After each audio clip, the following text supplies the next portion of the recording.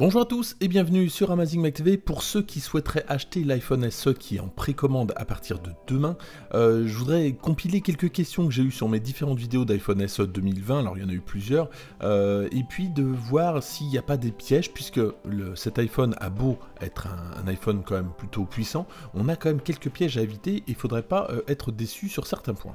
Première question, c'est la question de la batterie, c'est la question la plus fréquente, et là, qu'est-ce qu'Apple nous propose? La même batterie que dans l'iPhone 8, soit une batterie de 1821 mAh. Alors si on regarde un petit peu par rapport à la gamme, on a un iPhone 11 qui a plus de 3000 mAh, un iPhone 11 Pro quasiment à 3000 mAh, et puis l'iPhone 11 Pro Max à presque 4000 mAh, avec ses 1820 mAh, ça va pas aller loin, et ça va être le principal point faible de cet iPhone.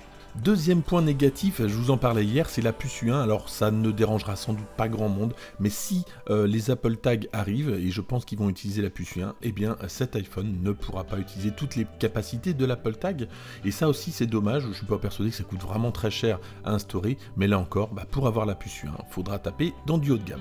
Le troisième point négatif, c'est l'appareil photo. Alors pour ceux qui veulent de très bonnes photos, comme on peut avoir sur les derniers iPhones, eh bien passez votre chemin, puisque franchement, cet iPhone n'apporte rien. On a quasiment les mêmes caractéristiques que pour l'iPhone 8.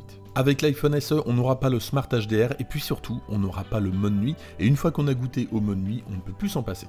Quatrième point qui peut gêner, c'est le manque de caméra TrueDepth. Alors la caméra TrueDepth, c'est elle qui gère Face ID. On se doutait un petit peu qu'avec Touch ID, on n'aurait pas Face ID.